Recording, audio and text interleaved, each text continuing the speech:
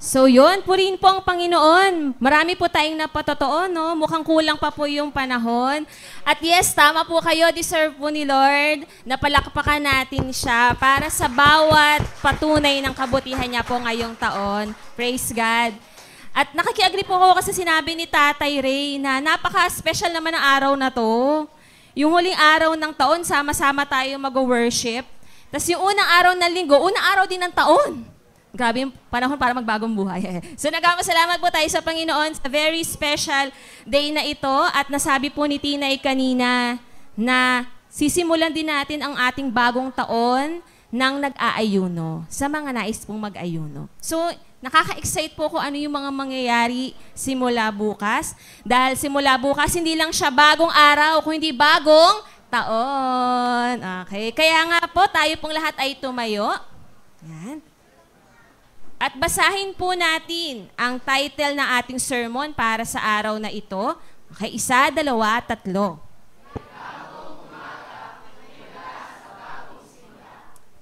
Yan po ang maging ano natin. Battle cry natin, may bagong umaga at sa bawat bagong umaga may bagong simula na puno ng himala. Salamat po sa Panginoon. Ang ibig sabihin po ng bagong umaga para sa atin ay bagong simula. Tama po ba?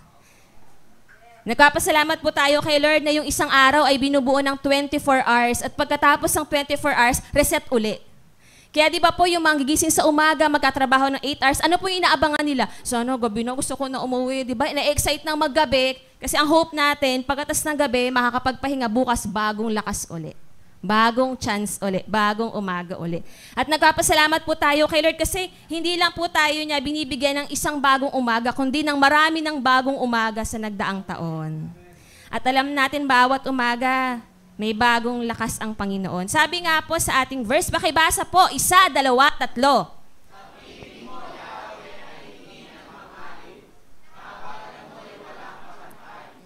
Ay laging sariwa bawat umaga. Katapatan mo'y napakadakila. Sikat na po tong verse na to sa Lamentations o Panaghoy, di ba? Sabi po doon, the steadfast love of the Lord never ceases. His mercies never end. They are new every morning. So bawat umaga po, lagi may sariwang ano raw po? Pag-ibig, tsaka habag.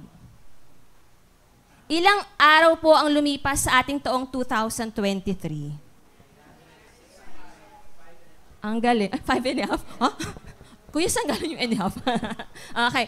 Salamat po kay Lord. Sa taong 2023, tayo ay dumaan sa 365 ng umaga.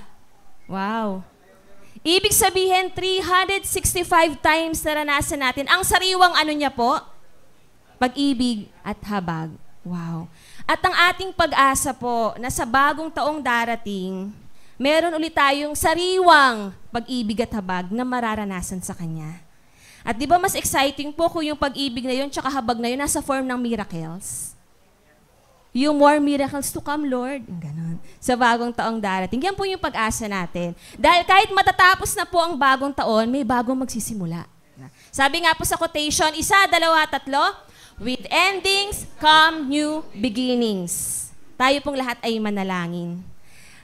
Diyos Ama, ang aming Panginoon na Diyos ng bagong simula. Kami po ay nagpapasalamat dahil kaninang umaga gumising kami sa huling umaga ng taong ito.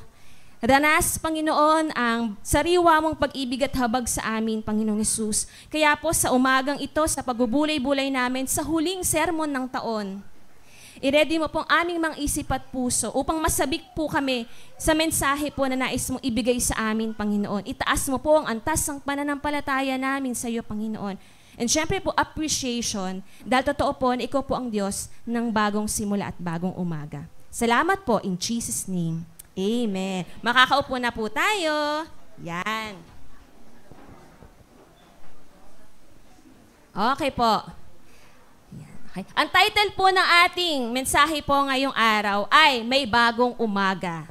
May bagong umaga, may himala sa bagong simula. Ano nga po bang ibig sabihin ng himala? Doon po tayo muna magsentro ha, para mas ma-appreciate po natin yung mensahe at mas masabik po tayo sa himala next year. Pag sinabi pong himala, yan, pakibasa naman po ng mga babae, 1, 2, 3.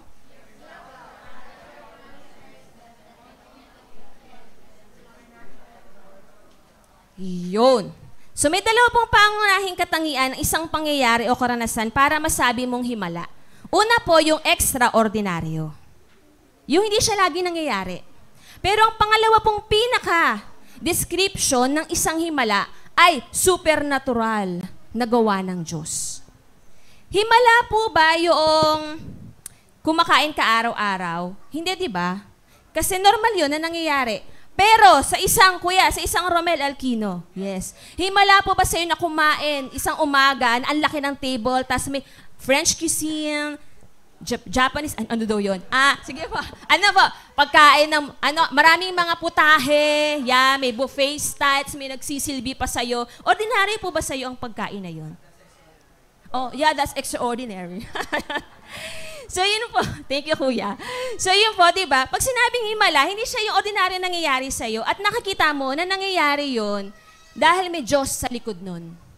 Dahil kamay yun ng Diyos, hindi yun kamay ng tao. So, ngayon, samahan niyo po ako ma-excite para sa ilang himala na pwede po nating maranasan pagpasok ng bagong taon. Yan. Yes, Lord, begin amen. Okay, di ba? So, una pong himala. Ito, basic na basic, pero hindi lahat nagkakaroon po nito. Isa, dalawa, tatlo. Yan. Starting point po tayo. Sabi nga kanina ni Tatay Ray, di ba yung hininga pa lang po natin ay himala na po yan ng Diyos eh. Alam niyo yun, yung katotohanan lang po na ngayon, nakaapak po tayo sa huling araw ng taon, himala po yun. Himala na buhay pa tayo. Tignan niyo po kung paano po, i-appreciate natin yung life natin. Sabi po sa isang survey, yan, ilang araw daw po ang namamatay ngayong taon? Tingnan niyo po ha, deaths per day sa buong mundo ay nasa 166,324. Bawat oras po sa buong mundo, nasa 6,930 ang namamatay. Bawat minuto po sa mundo ang namamatay ay nasa 116. At bawat segundo, may at least isa pong namamatay sa mundo. Isipin niyo po, andito pa tayo. Di ba himala po yun?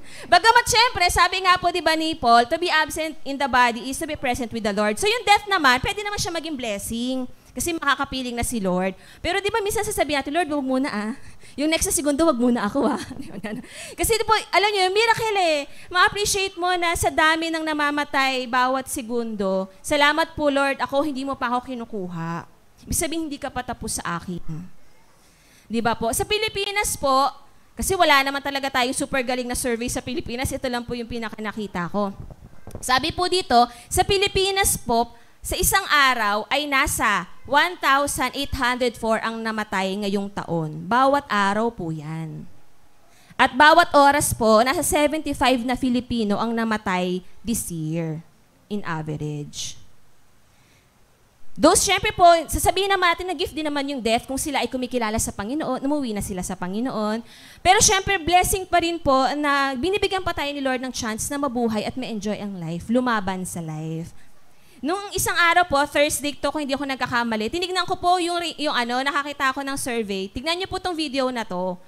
Yan po ay nung Thursday, 3 o'clock ng hapon. Habang ako po ay chill na chill sa mesa, nagkakape, gumagawa ng sermon, ito po yung count ng namamatay habang kumakain ako. Live, po ito? Live, Real time. Thank you, kaya. Real time. Deaths recorded po. Yan.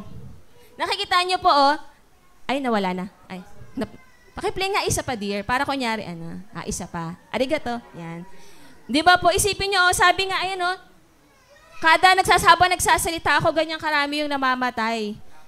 Sa buong mundo po, di ba po? Ang galing ng Panginoon, kapag iisipin mo, Lord, salamat po kasi buhay pa po ako. Bagamat ang kamatayan ay eternal na pahinga, pero syempre po, sa ating mga anak ng Diyos, umaasa pa rin tayo na, Lord, bigyan mo pa ako ng buhay para maranasan pa kita sa lupa. So yun po, kaya salamat po talaga sa Panginoon, may ganyang miracle. Pwede po ba isang palakpak sa Panginoon? Nabuhay pa po tayo hanggang ngayon. O baka may magsabi, so hindi ako sure kung bukas aabot ako sa New Year. Pero at least pasalamat na po tayo kay Lord, di ba? Kaya nga po, kung aabot tayo ng bukas at matatapos tayo sa December 31, 2024, makikita natin, ang laking himala talaga nun. Salamat sa Panginoon. Para mas ma-appreciate pa po natin yung life, Nasabi na po namin to before, napag-aralan na po natin, na ang number one cause po ng death sa buong mundo ay mga sakit sa puso. Yes. Sabi po ng World Health Organization, nasa 17.9 million daw pong tao ang namamatay bawat taon dahil sa atake sa puso. Nakapanood na po ba kayo ng video po ng inatake sa puso? Minsan, normal lang sila, tapos bigla na lang, ilang segundo lang, patay na sila. Dahil inatake sa puso. Ito po, nung nadaan lang sa Facebook ko, ito po ay si Miklos Feher, kung kilala niyo po siya. Siya po ay soccer ball player po. Yan. Nung nakapanood po ako ng video niya, naglalaro lang siya ng normal sa field. Tapos, tinawagan siya ng yellow card ng referee. Napangiti siya kasi pinapaalis siya sa field. Nakangiti lang siya. Tapos maya-maya, bumagsak siya. Patay siya. Tignan niyo po yung video niya po. Ayan. Tignan lang po natin. To appreciate na Lord every second, thank you. Buhay pa ako. Ayan, normal lang po yan na laro. Ayan po siya yung nakapula, si 29. Ayan, tapos nakangiti lang po siya. Ayan, dahil tinawagan siya ng yellow card ni referee. Babangko na siya.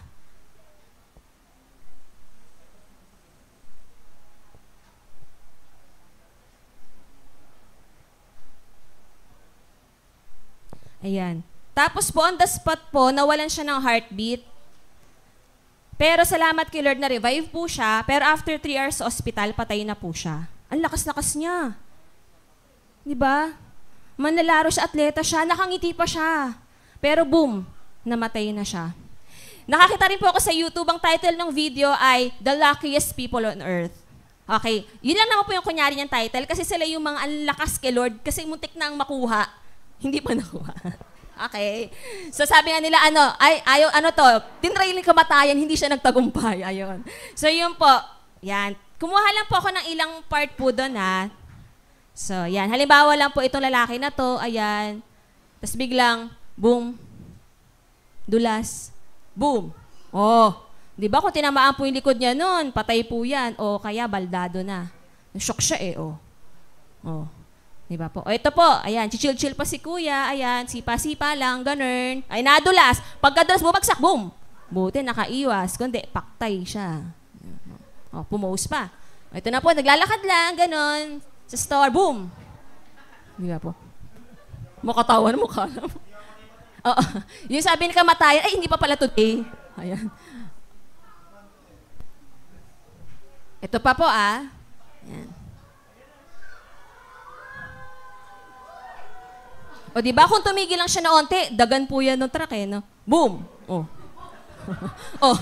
Kaya pa ba? Boom! O diba, konting daplis lang, muntik na. Ito po, matatag to, malakas to kay Lord. Kahit hindi to Kristyano, siguro malakas to kay Lord. Kasi pagkatapos nun, tingnan nyo po tingnan nyo po, wait lang. Buo pa, Diba? Lakas kay Lord niyan. Diba? So ano pa makikita natin dito, diba? Panahon mo na. At salamat kay Lord. Supernatural work. Yung sa lahat ng posibilidad na mamatay tayo, buhay pa tayo. Salamat po, Panginoon. Sige po, tignan nyo lang po yung makatabi nyo. Alalay lang po Lord, wala po muna. Okay. So yan, salamat kay Lord. Sabi nga po sa Job 12, then basahin po natin ng sabay-sabay. 1, 2, 3.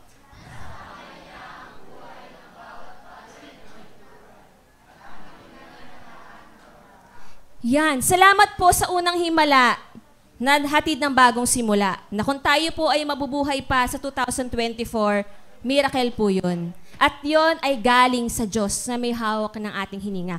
Kaya totoo po yung sinabi nila na every gising is a blessing. Pero kung i-apply po natin yung unang point, hindi lang every gising every hinga is a blessing. Diba? Every time, kasi baka susunod mo, bumagsak, patay ka na, diba? So hindi natin alam. So salamat kay Lord, every hinga is a blessing. Tignan niyo po kung ilang segundo po ang grace ni Lord sa bawat umaga. Sa isang araw, 86,400 seconds ang naraos natin kung buhay pa tayo the next day. Sa isang taon po, 31,536 seconds po yan. Nabuhay tayo. Thank you, Lord. Buhay pa rin po kami. Salamat kay Lord.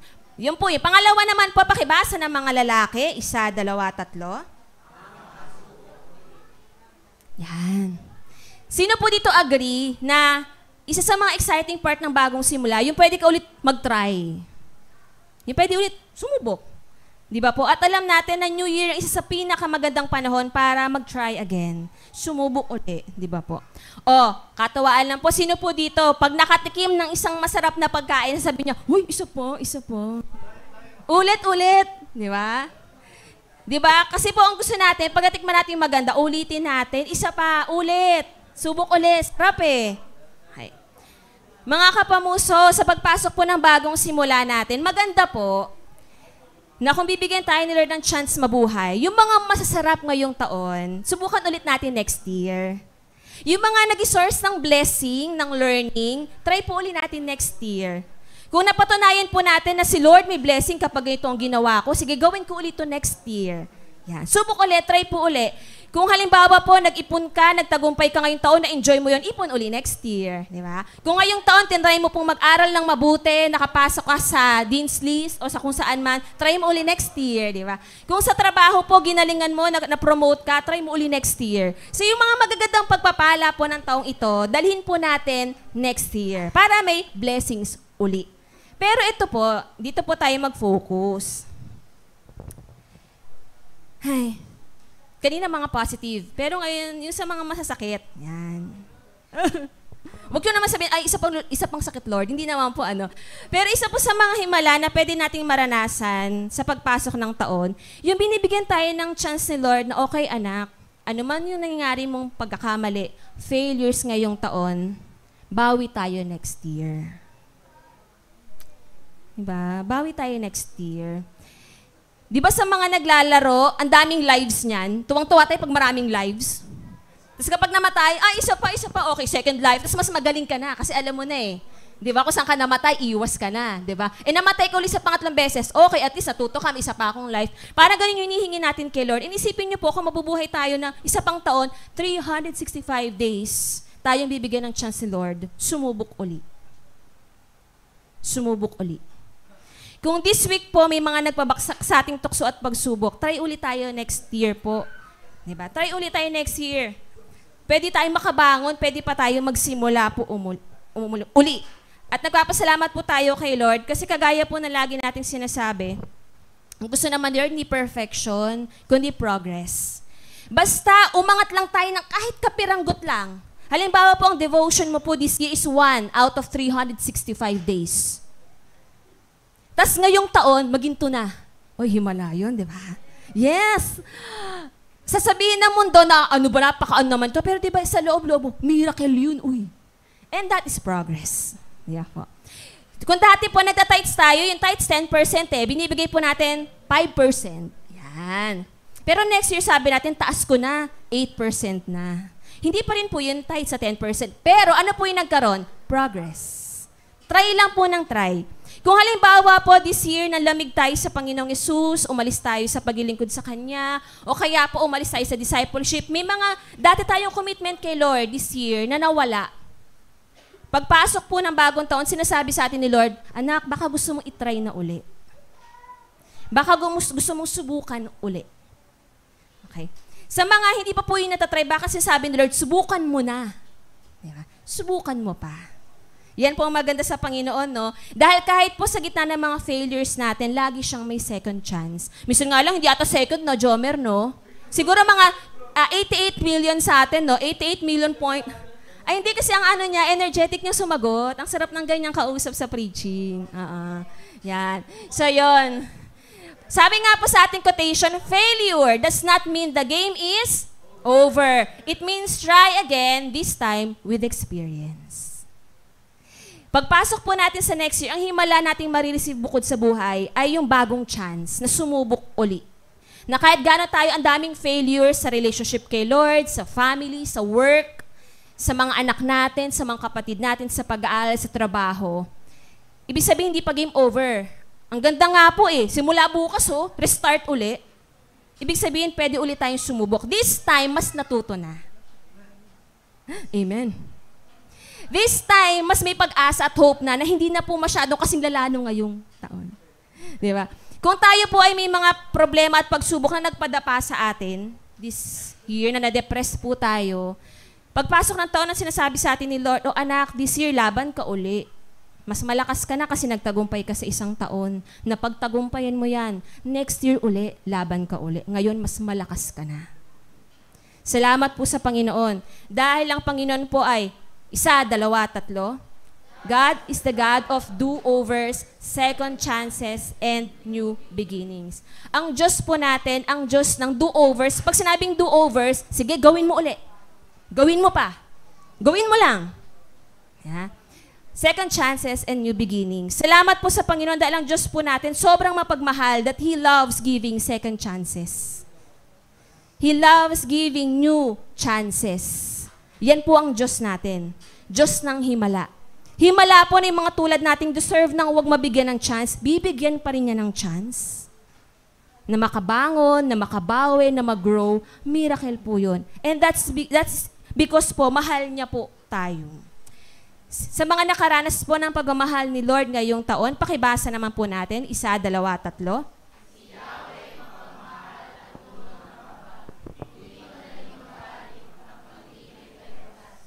Amen. Namnamin lang po natin yung verse na ito po, no? Paalala po, sa pagpasok ng bagong taon, ang Diyos natin, nakasama natin, ay mapagmahal, puno ng habag, at kahit po tayo magkasala, hindi siya madaling magalit. At ang pag-ibig niya po ay wagas. Sabi pa po rito, pakibasa po, 1, 2, 3.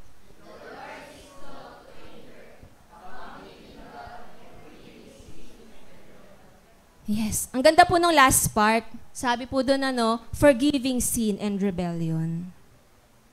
Ganda. Di ba po? Ang Panginoon po ay Diyos ng bagong simula kahit sa mga makasalanang tulad natin, sa mga rebelding tulad natin.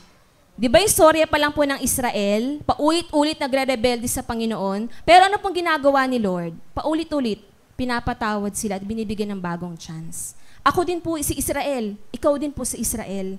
Sa maraming yugto po ng buhay natin ngayong taon, ang dami po nating kahinaan at pagkakamali. Pero bakit po tayo magkakasama ngayon? Kasi tayo patunay, ang Diyos nagpapatawad. Ang Diyos, hindi siya madaling magalit. Ang Diyos, kahit gaano pa tayo karebelde, lagi niya tayong wini-welcome pag tayo po ilalapit sa Kanya. At yun po yung promise ng bagong taon sa atin. Salamat sa Panginoong Jesus. Ang kailangan lang po, sa mga nais na magsimula muli, lalo na po sa relationship kay Lord, ay lagi lang po tayo mag-humble down. Umamin lang po tayo sa Kanya na ating mga pagkukulang at pagkakamali. At sabi po sa Kanyang salita, tapat siya. Tayo po ay Kanyang patatawarin at lilinisin. Praise the Lord. Katulad lang yan ang story ni Jonah. Pinapunta ni Lord sa Nineveh. Sa iba pumunta. Tigas ulo. Pero nakita niyo po, di ba? Binigyan ni Lord ng bagong chance, nilamon ng isda, dinala sa tamang lugar, sumunod, natupad ang tawag. Ay, amen. Di ba po si Pedro po? Si Pedro talaga, isa to sa mga sanguine sa Bible, di ba po? Napaka-emosyonal. Talagang puro exclamation point yung mga dialogue niya sa Bible eh. Di ba? Sabi sa akin, mahal mo ba ako, Pedro? Sabi, di ba, ni Jesus Christ? Opo, mahal kita. 3 ulit pa yon. To the point na siya pa na-offend nung tinanong siya na pangatlong beses, di ba? Lord, alam mo namang mahal kita. Pero pagkatas hulihin ni Jesus Christ, di ba po? Uy, di ba kasama ka ni Jesus? Ay, hindi ko siya kilala. Hindi ko siya kilala. Pero ano pong nangyari sa kanya? Nakapagsimula ulit. Si David po, di ba? Pumatay. Dahil may nagustuhang babae. Pero tinawag pa rin siyang man after God's own heart. Doon po natin makikita na kahit gaano pa tayo kasama o kalayo sa Panginoon, laging may chance bumalik sa Kanya. Kapatid po, kapamuso po, sa akin sarili ko po, ngayong pagpasok ng bagong taon, wag po nating sayangin yung chance na makapagsimula uli, lalo na po sa relationship natin kay Lord. Yes. Amen. Yan po ang, diyan ka po ina-appreciate si Lord sa kwento ng isang fries. Yes, fries. Opo. Naalala ko po may isang beses na nakwento ko na po to as testimony ng grace ni Lord na ako po ay nagkaroon ng yugto ng aking buhay na nung kabataan days ko po, na-addict po ako sa pornografiya. Nagiging patotoo ko na po yan. At ako po ay nagstruggle sa bisexuality. Sa mga alam po sa inyo, hindi po madaling sakit yun ng flesh. Ano po yun? Bandage po yun. Pero mapagpalaya po si Jesus Christ. At nakita niyo po Grace, addict, nakatayo ngayon, nangangaral ng salita ni Lord. Ay, grabing Grace. Di ba po? Ibig sabihin, patunay po na lagi may chance. Na po. Nagpapasalamat po kay Lord. Nung isang beses po, pagod na pagod po ako dahil sa ministry at doon po usually malakas yung atake ni Satan. Tapos naalala ko po, tulog ako noon, antok na antok ako, hindi ko alam kung anong nangyari. Basta na lang po, nagbukas ako ng cellphone, tapos nagbukas ako ng video ng porn. Tapos nung nagka-consciousness na ako, bigla ako na-realize, hala, ano itong ginagawa ko? Tapos pinatay ko kaagad. Totoo pala yung yung the spirit is willing but the flesh is weak. Kasi hindi ko na-control. Pagkatas po noon, alam niyo po, nangyari yun ng umaga, buong araw po, iyak ako ng iyak kasi guilty po yung soul ko. Kasi alam ko tapos na yun eh. Tapos natatakot ako kay Lord kasi minsan pagka lumalakad po tayo kasama ni Lord, alam na natin yung galawan niya. Alam natin kung kailan siya galit, alam natin kung paano siya magdisiplina, paano siya maglambing. Sa akin po, ang paraan niya ng pagdisiplina, alam niya pong kahinaan ko ay pamilya at aso. Kaya sa karanasan ko po, throughout the decades na nag-struggle ako sa addiction na yun, isa po sa mga disiplina sa akin ng Panginoon, hinahayaan niya mag-away yung mga aso namin. Right after ko pong makumit yun. Lagi pong ganyan. So, nung nangyari po yun na umaga, takot na ako. Ay, ko alam, baka mag-away na naman yung mga aso namin. Napaparanoid na ako. Sabi ko, paano kaya ako papaluin ni Lord? Ano kaya mawawala sa akin? Kasi ganun po, kasi syempre, di ba po, much is given, much is required. So, may standard sa'yo si Lord, dahil manggagawa kanya. Kaya mas matlakas din siyang pumalo. Nung araw na yun po, yung sabi ni David, yung parang sa buto niya, ay yung parang nanghihina yung mga buto niya, yung mga laman niya dahil sa kasalanan. Parang ganun po yung nangyari sa akin. Kasi ko, Lord, sorry na, hindi ko sinasadya, hindi ko gusto yun, Lord, sorry. Siyak ako naiyak, ganon. Tapos alerto ako sa palo ng araw na yun. Tapos alam niyo po ba nung gabi, bigla pong nagdala si Kuya Jai ng French fries. Yung fries pa na kinikrave ko nung gabi na yun. Sabi ko kasi, Mama, naalala mo yun? Sabi ko, Mama, parang gusto ko bumili ng fries, pero hindi ko to deserve. Sa loob ko, hindi ko deserve yun. Nagkasala ako, hindi. Tapos alam niyo po ba, biglang nung pagkatok ni Kuya Jai, yung eksaktong fries na kinikrave ko na hindi ko binili, yun yung binigay ni Kuya galing sa Dabang. Yung cheesy bacon fries. At alam niyo po, pag-receive ko nun, ang parang sabi ni Lord sa akin, napatawad ka na. Simula ka uli. Pwede ka ulit magsimula. Fries lang po yun. Yun lang po yun. Pero alam ko po kayo rin, may story rin kayo ng fries. Yung mga moment na masasabi niyo, wow, binibigyan pa ako ni Lord ng next na chance. Next year po, i-grab po natin yung himala na makasubo uli, makabangon uli. Pangatlo po, pakibasa po natin ang pangatlong himala. 1,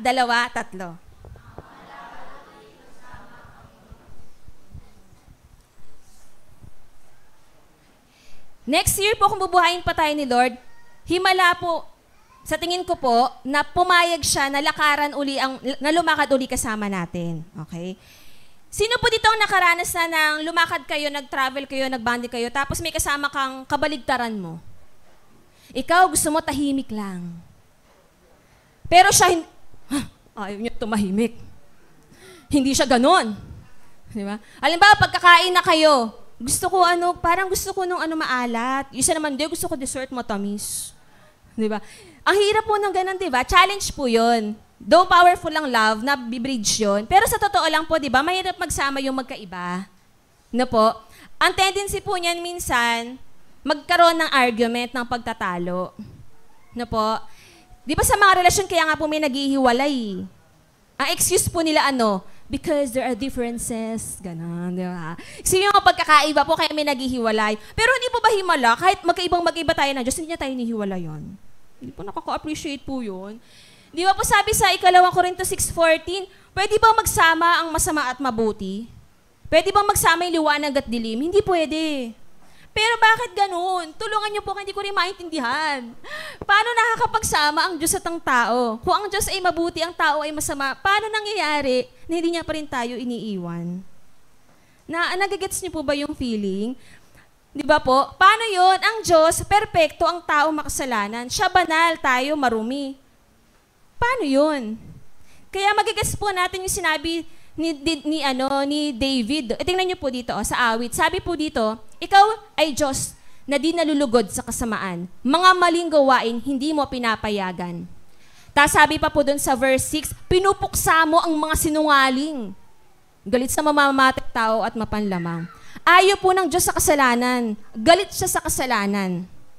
Pero di ba nakakamangha po na kahit galit na galit siya sa kasalanan, yung makasalanan, minamahal niya pa rin. At tayo yun. Para sa akin po, isa sa mga ipagpasalamat natin kay Lord, na miracle eh. Kasi di ba dapat hindi naman ganun? Ewan ko. Yung sinasabi po dito ni David, yung ano bang tao para siya pahalagahan mo? Di ba? Sino po kami para alagaan mo? Ang sama-sama namin. Pero, pinipili niya pa rin pong gawin. Sino po dito, isa po sa mga pinagpasalamat niya kanina sa Lord is hindi siya iniwanan ng Panginoon sa taong ito. Di ba? Salamat po kay Lord. Lalo na po, sino po dito ang nakaranas, akala niya iniwan siya ni Lord, tas hindi pala. Meron po bang ganon? Di ba? Kasi hindi po tayo iniiwanan ng Panginoon. Kahit kaiwan-iwan po tayo, di ba? Salamat po sa Panginoon kasi himala po iyon. Siya lang po yung makakagawa nun. Di ba ngayong taon po ginulat tayo ng showbiz sa dami ng mga naghihiwalay? Nakakainis po, di ba? Nakaka-stress po, di ba? Ang dami nila naghiwalay. 12 years. Tas lately lang po si Jericho naman, tsaka yung asawa niya, naghiwalay naman. Humabol pa si Edu at tsaka si Cherry Pie. Di ba, parang iba-ibang age level departments po ang naghiwalay. Hiwalay na hiwalay ngayong taon. Makikita po kasi natin na pag ang difference, naghari sa relationship, maghihiwalay talaga. Pero salamat kay Lord, kahit ang laki ng difference ng tao at ng Diyos, hindi tayo hinihiwalayan ng Diyos. Amen po. Himala po yun, di ba? Siya lang po makakagawa, no? Ako nga po may pagkakataon na, alam niyo po yun, naranasan niyo po ba yun? Yung gusto yung humiwalay lang sa sarili niyo. Alam mo, yung parang naiinis sa sarili, bakit ba ako ganito, naiinis ako, ganyan-ganyan, di ba? Kung tayo nga po sinusukuan natin sarili natin, di ba? Pero salamat ang Diyos hindi. Himala po yun. Amen? Himala po yun. At huling-huli pong puntos, ayan, na himala na pwede po nating maranasan sa bagong simula, 1, 2, 3. Yun. Ito po yung pinaka-exciting part sa tingin ko ng pagpasok ng bagong taon. Kasi New Year equals new blessings, new miracles, new answered prayers. Di ba po? So yun po.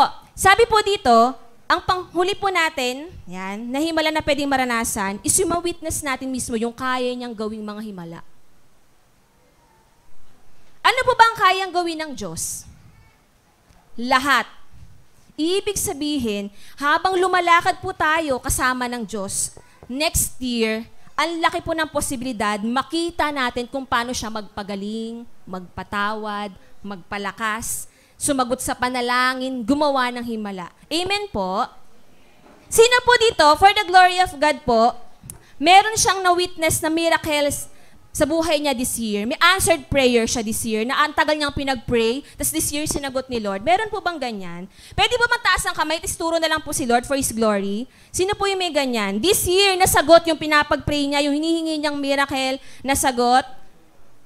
Jomerson, active ka naman, sigaw mo. Ano yung miracle o answered prayer na yan this year? Ha? Anda? Nakapag-work agad after graduate. Praise the Lord. Sino pa po ang nakaranas ng answered prayer o miracle this year? Kuya Romel, ano po yung ganyan nyo po? Naoperahan, successful ang operasyon. At sabi hanggang December daw po, hindi pa ito magaling, pero nakita nyo. Sana nakakarating nito. November pa lang, magaling na. Di ba? Miracle yon. Sino pa po may answered prayer? Nasaksihan niya this year. Ang answered prayer ni Lord. Yes, Ate SP.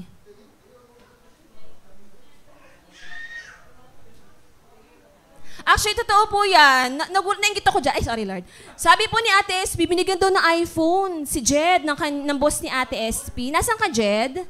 Naor. May ginawa ka ba? Wala naman, bigla ka nalang binigyan. O, diba? Miracle. Praise the Lord. Nasaksihan nyo yun? Sino pa po? May nasaksihang ginawa ni Lord this year na kamangha-mangha. For God's glory.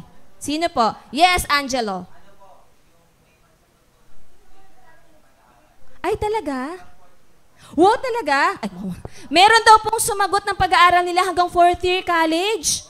Ay, praise the Lord. Lakas na kay Lord, ha? Biyaya ni Lord. No? Praise God. Sino pa po? Dali. Year-end Thanksgiving natin. Yes, Kuya Pastor Nald. Pa? Oy, oo, totoo yun. Nagkachikot sila. Kotse. Ay, Kuya, oo nga, linawin. Baka daw chicks. Hindi po chicks. Hindi po chicks. Kotse. Kinabahan din ako doon na paano yung spirit ko. Lord, naka-online kami, Lord. Okay. Okay, tama po, no? Tapos nakakatawa, tama ba, Kuya Pastor Nad? Yung kotse po kasi na ginagamit nila sa kapatid po ni Ate Tricia, siya rin po sumasagot ng maintenance, di ba po? Kahit kayo po yung gumagamit, tayo pa rin gumagamit minsan. Sorry, Okay. Di ba po, miracle po, no? Totoo yan. Ay, thank you, Lord. Meron pa po? This year? Yes, Michelle? Ba't nangingilit pa? Of course, naluluhanan yung boses niya. Kasi po nag-fasting siya, nag-sick siya kung ano yung kalooban ng Lord na college course sa kanya at sinagot ng ilang ulit, no? Wala ka nang magagawa kasi yun talaga yung mga signs eh. Salamat kay Lord. O di ba po, habang lumalakad tayo kasama ni Lord, nawiwitness natin kung sino talaga siya at ano yung kaya niya talagang gawin. Ang galing po, di ba? At at the end of the day, masasabi natin na una niyang ginagawa ay mahalin pa rin tayo, tanggapin pa rin tayo. Gusto ko po illustration ni Papa Joe dito. Yan. Yung sa ganito po, oh. Sino po dito nakanood na po sa teatro? O kaya sa arena? Ayan. Sa cinema, di ba? Okay po. Ano po yung posisyon na gustong-gusto nyo dyan? Seats. Po? Hindi ako marunong sa lower box. Ano yung lower box? Pinakamalapit. VIP. Di ba? Nag-uunahan dyan. Di ba? Bakit niyo po gusto sa pinakaunahan? Kitang-kita nyo yung pores nung ano, di ba? Nung nasa stage, bangkinis ng mukha noon, ganun-ganun. Okay. Okay. Kumpara po natin sa mga nakaupo sa pinakadulo. Ano pong karanasan kapag nakaupo sa dulo? O, di ba? Ano na nangyayari?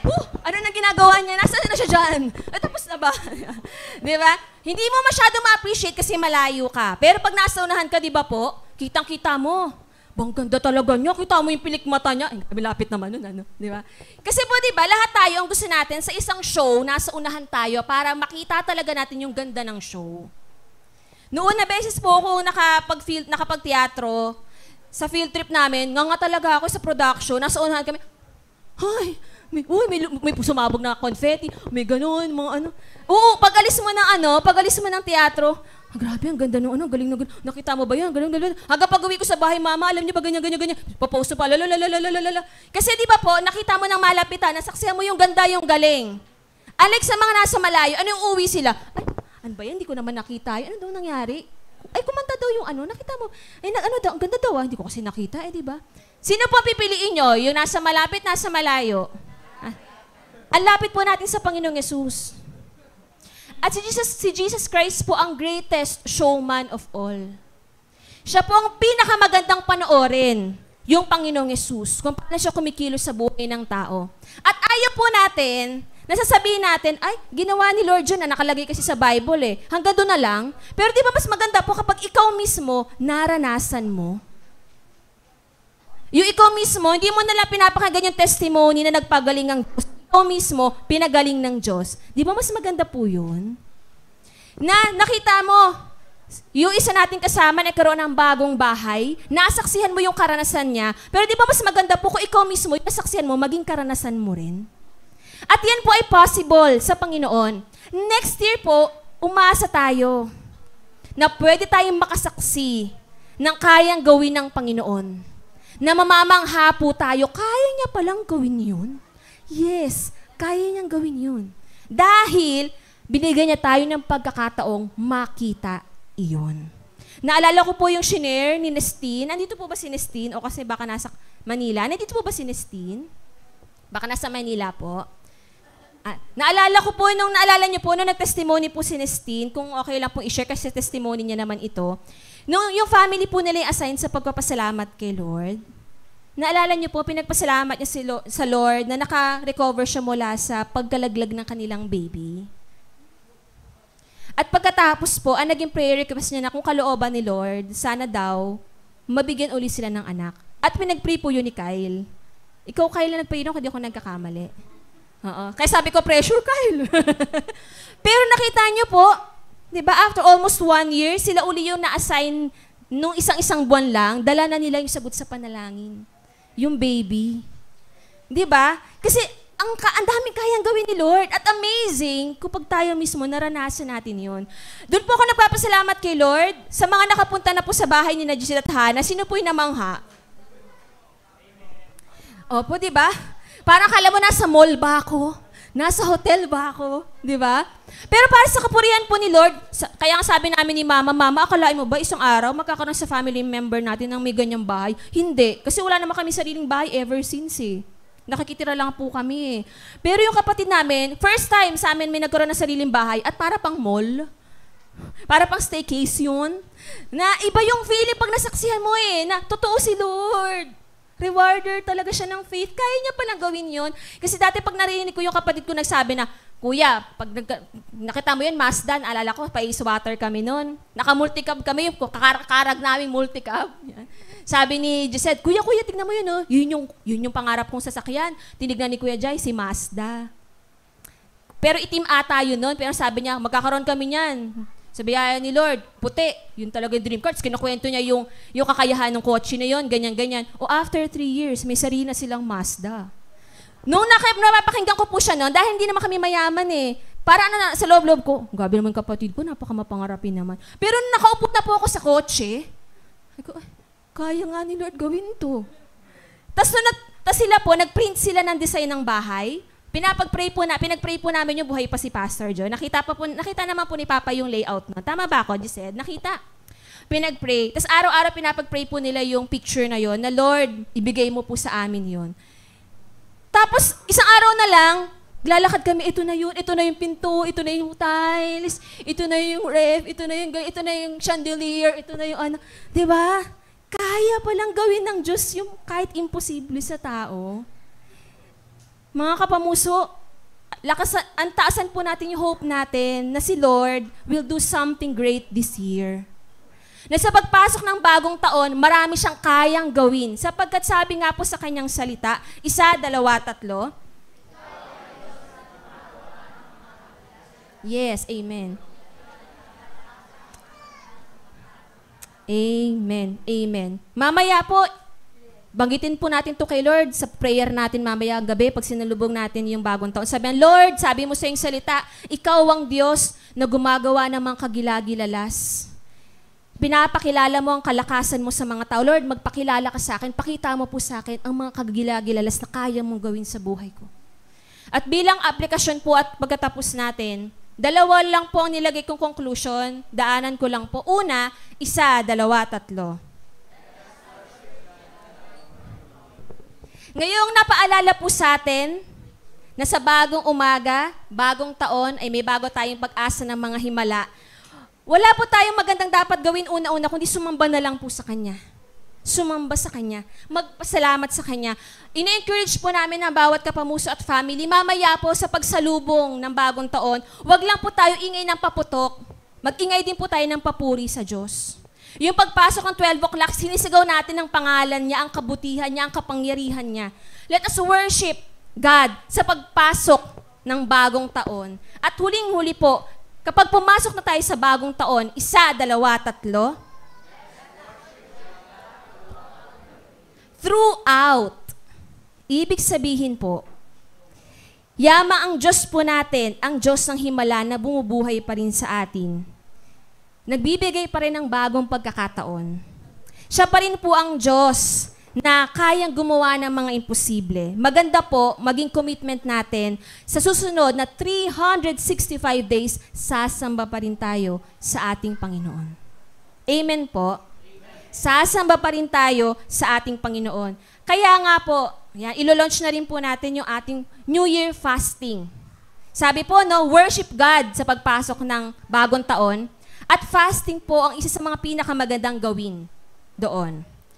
Sabi po dito, salamat po kay Lord sa Victory Christian Fellowship. Sa kanila po natin kinukuha yung resources na ito. Sila po ang nagsimula nito. Sabi po nila, sinisimulan po nila ang bagong taon ng nag-aayuno. Bakit daw po? To humbly seek God together and agree in faith for breakthroughs. Nag-aayuno daw po sila at tayo rin ay mag-aayuno dahil nagpapakumbaba tayo, hahanapin natin si God at aasa tayo in faith sa mga miracles next year. Kaya iniimbitahan ko po kayo, namin po kayo, na makisama po sa fasting na ito. Okay? Ang title niya lang po medyo mabigat po. Set apart. Tukol po sa kabanalan, nais tayong banalin ng Panginoon, linisin ng Panginoon. At para dumali po ang blessing, dapat muna magkaroon ng cleansing, ng pagpapabanal. Sa mga sasali po, sige pa, distribute na po natin yung mga booklets. Thank you po. Kasi yan, i-offer na din po natin yan sa atin pong closing. Buhay pa po kayo. Amen. Praise God. Laban lang po. Huli na naman po ito ngayong taon. Ayan. Okay po. Di pa naman po ako overtime, no? Kasi yung iba po ata na trauma eh. Uy, di ba, pag-akit ko, uy, di ba siya yung isang beses, isang oras? Sorry. Okay po. So, yun po. Ayan, patapos na po tayo. Okay? Yan. Sige, wala pa po. Sige. So, ano lang po natin, sa mga sasali po sa fasting, bukas po, yung tinatawag na paghahanda. Yan. So, yun po. Wag po kayong mag-alala kung hindi pa po kayo marunong sa fasting. Sa unang part po ng booklet, ipapaliwanag niya po kung ano ang fasting at paano ito gawin. So, mula po mamaya hanggang bukas, pwede na po nating fill upan yan, yung mga Thanksgiving this year, mga prayers for this year, yan. Hanggang bukas po, preparation lang. Pero po, pagdating po ng January 2 hanggang sa Sabado, yun na po yung actual na fasting natin. Okay? At kapag kayo po ay nag-fasting, may guide naman po kung ano yung ipapag-pray at pag-aaralang salita ng Diyos. Sige po, hintayin ko po ng mapamigay po. Kaya kasi conclusion na po tayo. Hindi po ito required. Please, wag po kayong mapilitang kumuha kung hindi po kayo talaga ready mag-fasting. Sa mga gusto lang po na simulan ang kanyang bagong taon ng nag-aayuno.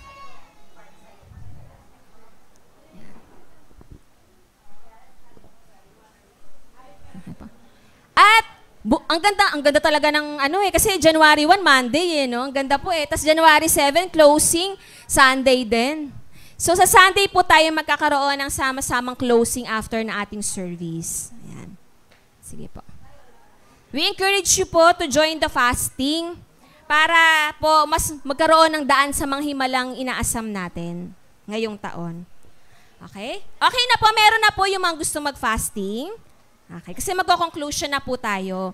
Paano po natin tatapusin ito pong mensahe natin? Tapusin po natin ito sa elepante.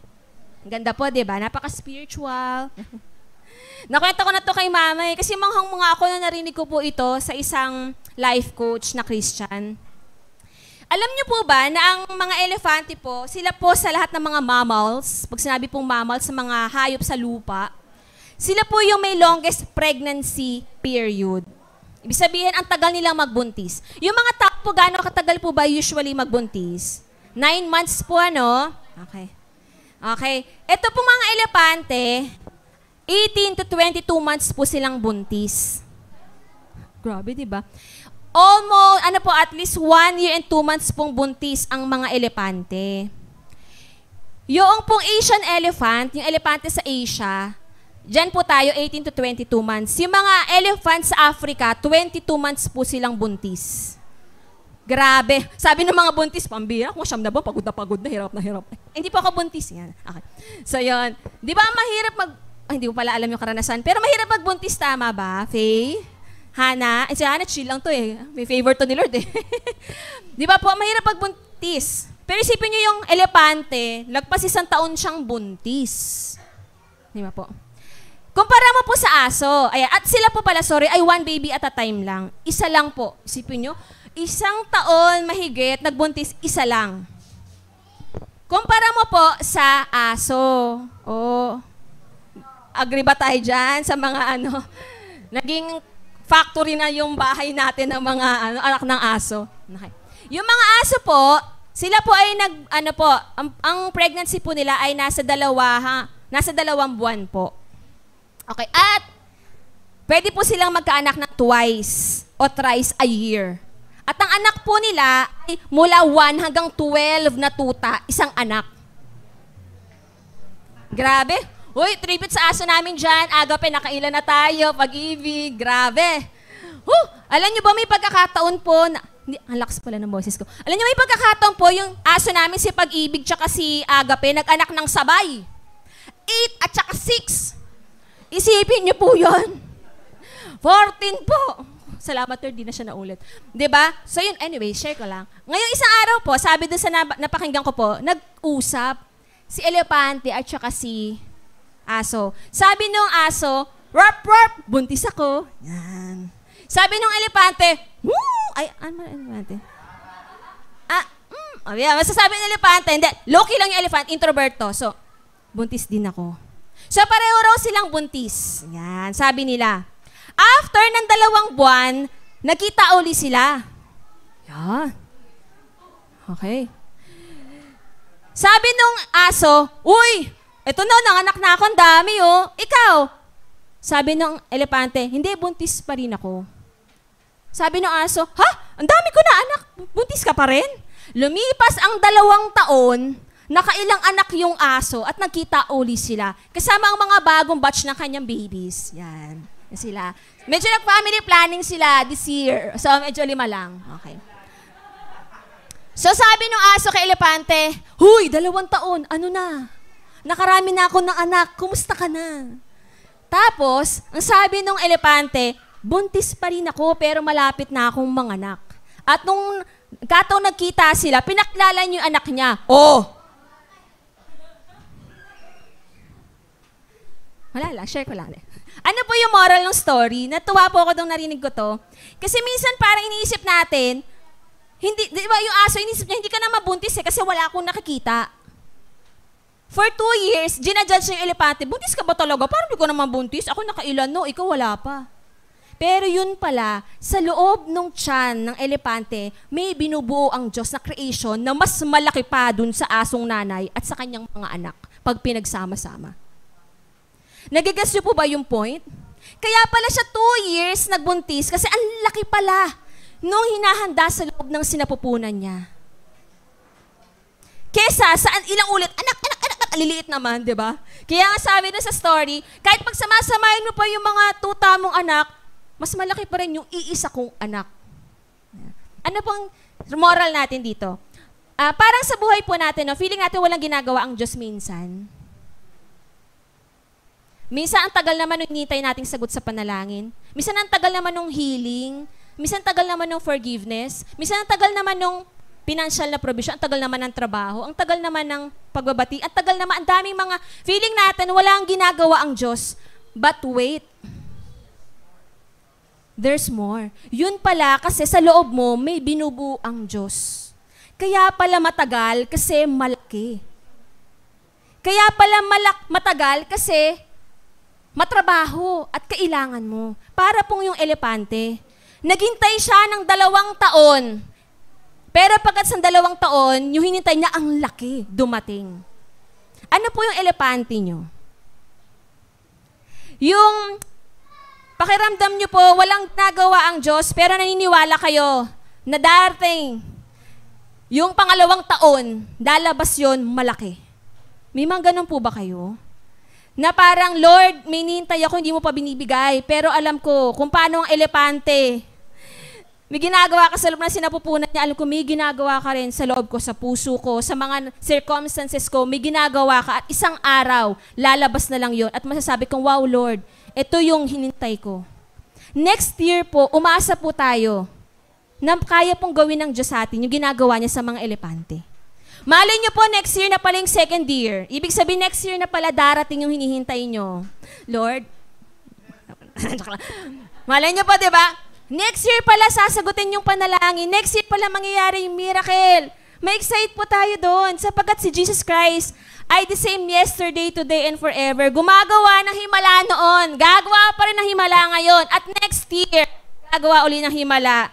Amen po. Yung mga imposible sa atin, posible sa Diyos. Amen po ba? Ang Diyos po natin, Diyos ng himala. Amen po ba? At asahan po natin na gagawin niyo uli yan sa bagong taon. Kaya masabik po tayong lahat.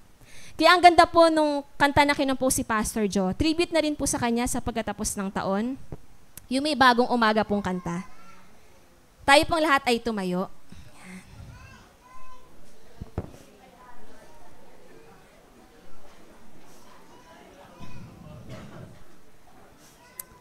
Okay po. Sige, habang nagpe-prepare po ang ating band, huling verse po natin sa umagang ito. Pakibasa po natin ng may pananampalataya. 1, 2, 3.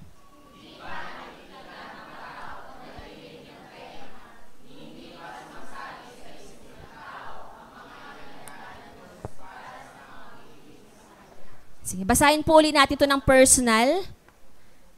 At ideklara po ito ng puso natin na Lord, yung mga hindi ko pa nakikita, hindi ko pa naririnig, yung hindi pa sumagi sa isip ko, kaya mong gawin lahat iyon. Dahil mahal kita. At natuwa po ko dito sa ating closing quote po. Sinasabi natin, worship is the best response to God's new beginnings. Sabi niya po dito, open your heart and invite God in every circumstance because, 1, 2, 3, when God enters the scene, miracles happen. Panginoong Diyos, Diyos ng mga himala, nagpupuri po kami sa iyo sa mga himala ng taong ito.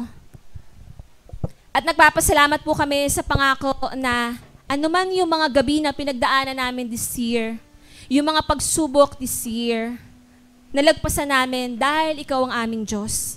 At ikaw po ang Diyos ng mga himala. Salamat sa paalala, Panginoon, na may maasahan kami. Ikaw ang aming pag-asa sa bagong taon. Panginoon, na kung loloobin mo, makaranas kami ng miracle of life pa rin, ng breath pa rin, Lord. Makaranas po kami ng bagong mga chance na sumubok uli, lumaban uli.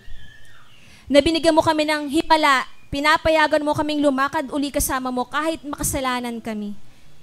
At higit sa lahat, Lord, salamat sa pangako na sa pagpasok ng bagong umaga at bagong taon, pwede namin masaksihan kung sino ka at ano po ang kaya mong gawin. Kaya nga, yes, Lord, ang response namin ay worship. Worship. Nagpapakumbaba po kami para mag-worship.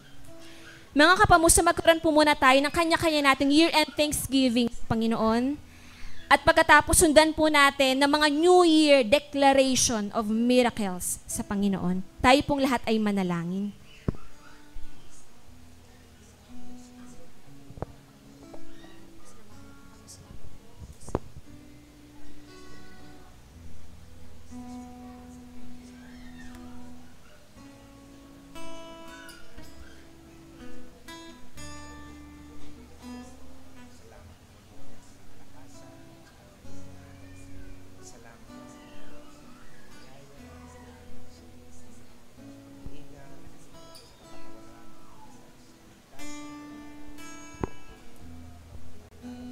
Hallelujah. Salamat, Panginoong Yesus, sa nagdaang 365 days na hindi mo po kami iniwanan. Kami man ay nasubok na pagod, ngunit hindi mo kami inabandon na, Panginoon. Salamat po, Panginoong Yesus. Kaya nga, Lord, haharap kami sa panibagong araw, bukas, sa panibagong umaga bukas, at panibagong taon bukas po. Dala po ang pag-asa na kung papaanong minahal mo kami ngayong taon at itinaguyod, ganun din po ang gagawin mo sa amin sa panibagong taon. Na Lord, yung bagong taon, throughout that year, Lord, aasa kami na everyday papatunayan mo pa rin kung sino ka, Panginoong Hesus. Kaya nga po, Lord, we will worship you. Huling awit ng sama-sama, Panginoon, sa iyo sa taong ito, tanggapin mo po ang aming pagsamba in awe of you, God of miracles and new beginnings. Thank you, Lord. Thank you, Lord.